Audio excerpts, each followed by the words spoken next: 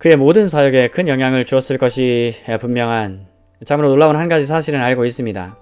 우리는 오웬의 아내가 11자녀를 낳았는데 한 자녀만 제외하고는 모두 어린 시절에 숨을 거두었습니다. 남은 딸 하나마저 젊은 나이에 삶을 마감했다는 사실을 알고 있습니다. 다시 말해 오웬은 11명의 자녀의 죽음에다가 아내의 죽음까지 겪은 것입니다. 오웬은 성인이 된 후로 평균 3년에 한 번꼴로 자녀 한 명을 낳았다가 잃은 셈입니다. 그런데 우리는 오웬의 어떤 책에서도 메리나 그의 자녀들이나 그가 겪은 고통에 대한 언급을 찾아볼 수 없습니다. 그러나 그가 생애 대부분을 사망의 음침한 골짜기로 다녔다는 사실을 아는 것만으로도 나는 우리가 그의 저작에서 발견하게 되는 하나님과의 교제의 깊이에 대한 실마리를 얻게 됩니다. 하나님께서는 자신의 종들을 자신이 원하시는 모습에 기묘하고 고통스러운 방법이 있습니다. 목회자와 신학자로 만들어내시기 위한 하나님이 원하시는 모습에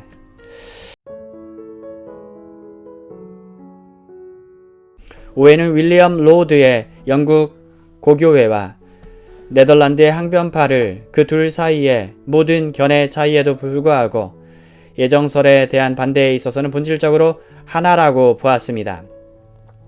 예정론은 특히 오웬이 회심한 이래로 그에게는 무척 중요한 교리가 되었습니다. 오웬은 자신의 회심을 전적으로 하나님의 은혜 덕분으로 여겼습니다. 그는 자신의 회심을 전적으로 하나님의 은혜 덕분으로 여겼다. 그래서 그는 1643년 4월에 다음과 같은 논쟁적이고 서문 비슷한 제목으로 자신의 첫 저서를 출간합니다. 알미니우스주의의 정체, 옛 펠라기우스주의의 우상인 자유의지가 우연성이라는 새로운 여신과 함께 하늘에 있는 하나님의 보좌로 나아가 하나님의 은혜와 섭리 및 인류에 대한 최고 주권을 침해하고 있음을 발견함. 이 책은 단지 칼빈주의자로서만이 아니라 눈을 감는 마지막 달까지 일평생을 저술 활동에 바친 공적이고 논쟁적인 저술가로서의 오웬의 진로를 결정하는 책이기 때문에 중요하다. 목사가 된 오웬. 이 기간에 일어난 네 번째 중요한 사건은 오웬이 1643년 7월 16일에 에식스주 포덤에 있는 한 작은 교구 목사가 된 일이었습니다. 그는 이 교회에 오래 머물지는 않았습니다. 하지만 내가 이 일을 언급하는 이유는 이 사건이 목회자로서의 오웬의 삶의 진로를 결정한 사건이기 때문입니다. 오웬은 언제나 본질적으로 목회자였습니다. 그는 언제나 본질적으로 목회자. 심지어 옥스퍼드 대학의 운영에 관여했을 때도 당대의 정치적 사건에 연루되었을 때도 그러했습니다. 오웬은 결코 상아탑에만 갇혀있는 학자가 아니었습니다. 그의 모든 저술 활동은 목회자로서의 의무에 쫓기는 가운데 이루어졌습니다. 그의 일생에서 참으로 경이로워 보이는 점은 그가 그토록 열정적으로 현실에 관여하며 맡은 책임을 다하는 가운데 연구와 저술 활동을 부단히 지속했다는 사실입니다. 정치적 활동에 뛰어들다. 런던에서 이 기간에 일어난 다섯 번째 사건은 1646년에 의회에서 초청 설교를 한 일입니다. 당시에는 한 해에 몇 차례 금식일이 있었는데 이때 정부에서는 특히 특정 목회자들에게 하원에서 설교를 해줄 것을 청했습니다. 이건 대단한 영예였습니다. 이 설교를 계기로 오웬은 그 이후 14년 동안 정사에 뛰어들게 됩니다. 오웬은 국왕의 거위 기간에 정치 지도자 호국경이 된 올리버 크로멜의 주목을 받게 되었습니다. 크로멜은 오웬에게 이렇게 말했다고 전해집니다. 선생은 내가 필히 사귀어야 할 분입니다. 그러자 오웬은 답하기를 그렇게 되면 제게 더 큰 유익이 되겠습니다. 정말 그랬는지는 모르지만 어쨌든 이 만남을 계기로 오웬은 영국 내란의 소용돌이 속에 던져졌습니다. 크로멜은 오웬을 군목으로 삼아 아일랜드와 스코틀랜드로 데리고 다니면서 군인들에게 설교를 전하고 각 지역의 종교적 상황을 평가하며 크로멜의 정치에 대한 신학적 명분을 제공하는 일을 시켰습니다. 옥스퍼드 대학 부총장이 되다. 그뿐 아니라 크로멜은 1651년에 오웬을 옥스퍼드의 크라이스트 처치 대학 학장으로 임명하고 그 이듬해에는 부총장으로 임명했습니다. 오웬은 찰스 2세가 영국으로 돌아와 청교도들에게 정세가 매우 안 좋게 전개되기 시작한 1660년까지 9년간 옥스퍼드 대학과 인연을 맺었습니다. 그가 어떻게 그런 공적이고 막중한 행정적 업무에 시달리는 생활에도 불구하고 연구와 집필을 끊임없이 계속할 수 있었는지는 참으로 놀랍습니다. 옥스퍼드에서 오웬은 학내 예배를 관장했습니다. 크라이스트처치 대학인 동시에 예배당이었고 오웬은 설교자였기 때문이었습니다. 오웬은 학생 선발, 교목 임명, 교수 연구시설 마련, 징벌 집행, 학교 재산 관리, 지대와 11조의 징수, 구제활동, 교회 병원 수용자들에 대한 보호 등의 일도 맡아 보았습니다. 피터 툰의 말에 따르면 오웬의 모든 업무의 전반적인 목표는 대학 생활 전반을 하나님의 말씀 위에 세우는 일이었습니다. 오웬의 생애는 중압감으로 가득한 삶이었습니다. 그가 어떤 식의 가정생활을 영위했는지는 상상하기가 어렵습니다. 또 우리는 이 시기에 그의 자녀들이 계속 세상을 떠났다는 사실을 염두에 두어야 합니다. 우리가 아는 바로는 적어도 두 아들이 1655년에 역병으로 눈을 감았습니다. 오웬은 부총장을 사직할 때 이임사에서 이렇게 말했습니다. 할 일은 헤아릴 수 없이 많았습니다. 더구나 엄청난 대가를 감수하며 종종 여러분을 위해 죽음의 벼랑에 내몰릴 때 나는 언제든 내 기대를 저버릴 것 같은 이 허약한 팔다리와 이 연약한 육신을 증오했습니다. 비속한 이들의 비난은 무시했습니다. 남들의 질시도 이겨냈습니다. 이러한 상황 속에서 이제 나는 여러분이 모두 형통하기를 바라며 작별을 고합니다. 늘 연구하며 늘 글을 썼던 오웬.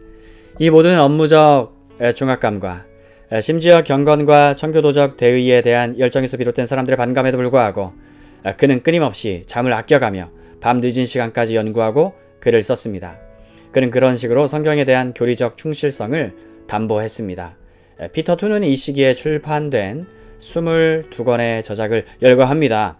예를 들면 오웬은 1654년 성도의 견인교리에 대한 옹호론을 출판했습니다.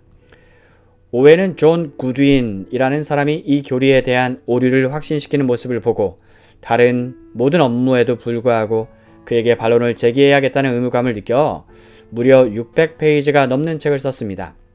어느 전기 작가는 이 책이야말로 영어로 된 성도의 견인 교리에 대한 가장 대가다운 옹호론이다 라고 평했습니다.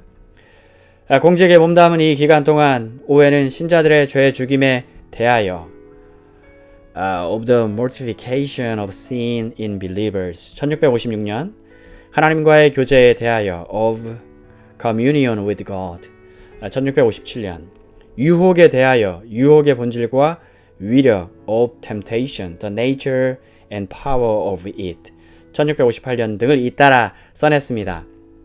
이 책들의 두드러진 특징은 매우 개인적이라 할 만하고 곳곳에 감미로운 대목이 많이 나온다는 점입니다. 오웬은 단지 교리적 싸움만 한 게 아니었습니다. 그는 죄와 유혹과 싸웠습니다. 그리고 단지 싸움만 한 것이 아니었습니다. 그는 학생들의 마음속에서 진심 어린 하나님과의 교제를 촉진했습니다. 임종의 순간까지 순회 목회자로 살다. 오웬은 1657년 부총장 자리를 내려놓은 뒤 1660년 학장직을 사임했습니다. 크로멜은 1658년 세상을 떠났습니다. 찰스 2세의 왕정이 복구되었습니다. 2000명에 이르는 청교도들을 강단에서 쫓아낸 통일령이 막 반포되려 하고 있었습니다. 1662년이죠. 그 유명한. 이제 오웬을 기다리고 있는 앞날은 지난 14년간의 위대한 정치적, 학문적 생애와는 달랐습니다. 오웬은 1660년부터 83년에 눈을 감을 때까지 런던에서 일종의 순회 목회자로 살았습니다.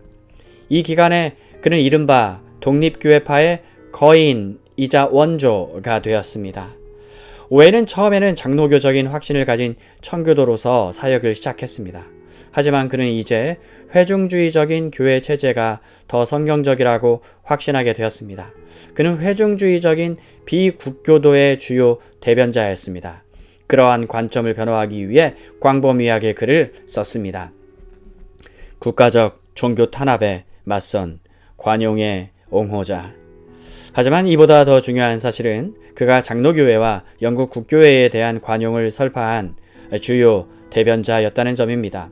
옥스퍼드에 재직할 때도 오웬에게는 국교회 예배를 억압할 수 있는 권한이 있었지만 그는 일단의 국교회 신자들이 자신의 숙소 맞은편에 위치한 여러 방에서 예배 드리는 것을 허락했습니다. 예컨대 1667년에 그는 관대함과 관용에 대하여 에서 이렇게 말했습니다.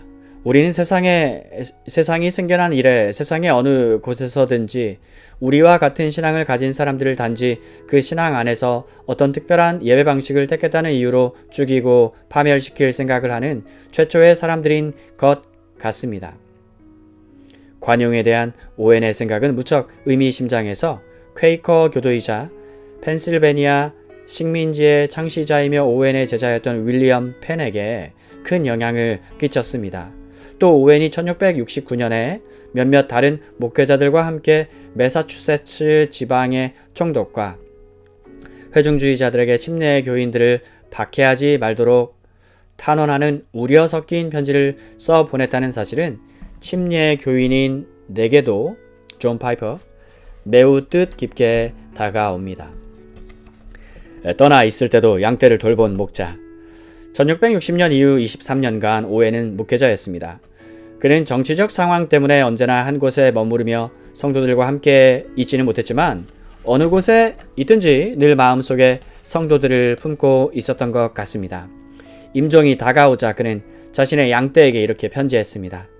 저는 몸으로는 여러분 곁을 떠나 있지만 마음과 애정과 영혼으로는 여러분 곁에 회중 가운데 있습니다. 주의 날에 여러분이 나의 면류관이자 기쁨이 되기를 소망하기 때문입니다. 그뿐 아니라 오웬은 성도들 곁에 없을 때도 그들에게 적극적으로 조언을 아끼지 않았고 그들을 돌보기 위한 계획도 세웠습니다. 오웬은 어느 편지에서 오늘날 교회를 돌보는 목회자들의 고군분투에 있어서도 놀랍도록 가치 있는 다음과 같은 말로 성도들을 권면했습니다. 저는 박해가 점점 심해질 경우 여러분들이 저의 충고의 말을 들어주시기를 간청합니다. 박해는 아마도 당분간 점점 심해질 것입니다. 여러분에게는 다스리는 장로가 아무도 없고 여러분을 가르치는 이들도 안전하게 밖으로 다닐 수가 없으니 여러분들 가운데 사정이 허락할 때 계속해서 이 집 저 집을 다니며 특별히 연약하거나 유혹을 받거나 두려워하는 사람들, 쉽게 낙심하거나 망설이는 사람들을 돌보고 그들을 주님 안에서 격려할 몇 사람을 세워주시기 바랍니다. 이 목적으로 용기 있고 강인한 정신을 지닌 이들을 따로 뽑으십시오. 그리고 그들에게 그리스도께 그분의 복된 사역과 더불어 영광을 얻게 될 그들은 행복한 사람들이라는 사실을 일러 주십시오. 저는 그들이 신실한 사람들 가운데 속하고 교회의 사정을 잘 아는 이들이기를 바랍니다. 이를 통해 여러분은 교회의 각 지체는 어떻게 구성되며 여러분의 기도 가운데 어느 것이 여러분에게 좋은 방향인지를 알게 될 것입니다.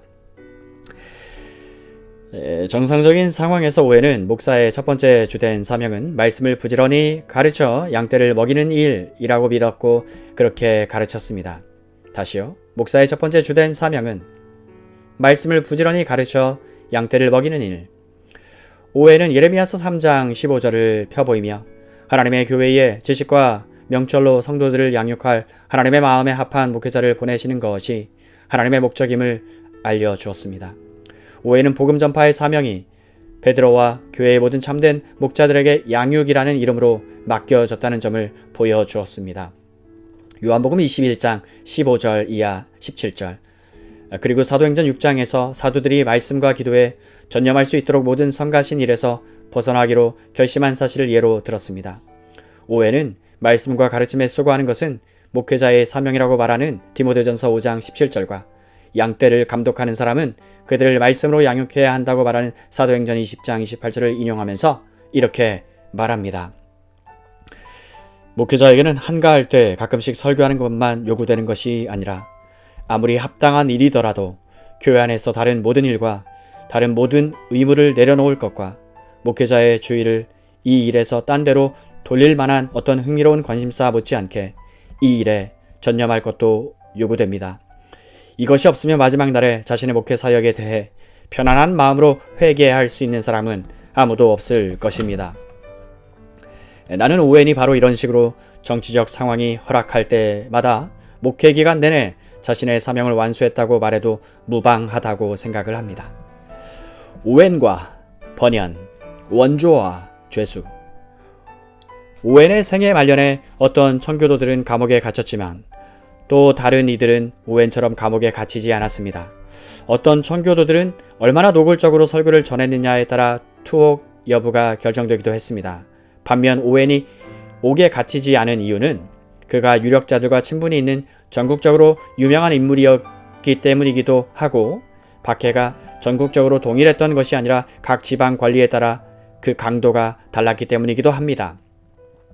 다른 이들은 감옥에 갇혀 있는 반면 오웬은 자유를 누렸던 이유가 무엇이든 그가 이 당시에 감옥을 제 집 드나들듯 했던 존 버년과 깊은 친분을 맺었다는 사실은 주목할 만합니다. 어느 전해오는 이야기에 따르면 국왕 찰스 2세가 언젠가 오웬에게 번연 같은 무식한 땜장이의 설교를 굳이 들으러 가는 이유가 무엇이냐고 묻자 오웬은 이렇게 답했다고 합니다. 폐하, 제가 만일 저 땜장이의 설교하는 능력을 소유할 수만 있다면 저는 제 모든 학식을 기꺼이 내놓겠습니다. 제가 만일 저 땜장이의 설교하는 능력을 소유할 수만 있다면 저의 모든 학식을 기꺼이 내놓겠습니다. 오웬이 번연을 감옥에서 석방시켜주지 못한 사연은 섭리의 먹구름 가운데 드러나는 하나님의 자비를 가장 잘 보여주는 하나의 예입니다. 번연이 감옥에 있을 때 오웬은 자신이 동원할 수 있는 온갖 연줄을 다 동원해서 그의 석방을 위해 여러 차례 노력했지만 모두 허사였습니다. 하지만 존 번연은 1676년 석방되었을 때 그 가치와 중요성을 다 이해하기가 거의 불가능한 한 편의 원고를 들고 나왔습니다. 그게 바로 철로 역정이었습니다. 사실 오웬과 번연은 만나 그에게 자신의 책의 출판업자인 네타니엘 폰더를 전거했습니다. 그 뒤로 폰더와 번연의 협력관계는 계속 이어져서 성경을 제외하면 그 어떤 책보다도 선한 영향력을 크게 발휘한 철로 역정이 세상에 선보이게 된 것입니다. 이는 모두 번연을 석방시키려는 오웬의 선한 노력이 실패한 덕분이었습니다. 함부로 주 판단 말고 주 은혜 믿으라. 섭리의 먹구름 뒤로 주님 웃으시네. 윌리엄 카우퍼. God moves in a mysterious way. 함께 묻히다. 오웬은 1683년 8월 24일 숨을 거두었습니다. 그리고 9월 4일 런던의 번힐 필즈에 묻혔습니다. 바로 그곳에 4년 뒤 땜장이이자 베드포드 감옥에서 영원한 꿈을 꾸던 사람이 오웬과 함께 묻혔습니다. 회중교회 거인이 잉글랜드와 뉴 잉글랜드의 비천한 침례 교인들에 대해 관용을 위해 그토록 오랫동안 애쓴 뒤에 그 두 사람이 함께 잠들었다는 것은 그들에게 꽤 잘 어울리는 일입니다. 오웬의 총체적인 목표, 자신과 타인의 성화. 이제 한 발 물러서서 무엇이 오웬을 움직였으며 무엇이 그를 위대하게 만들었는지 그 핵심에 더 가까이 다가가 봅시다. 좀 더 깊이 개인적이고 영적인 측면에서 오웬에게 교훈을 배워봅시다. 오웬은 바로 그런 측면에서 사람들, 패커나 싱클레어 퍼거슨 같은 사람들을 가장 감동시킨 것으로 보입니다.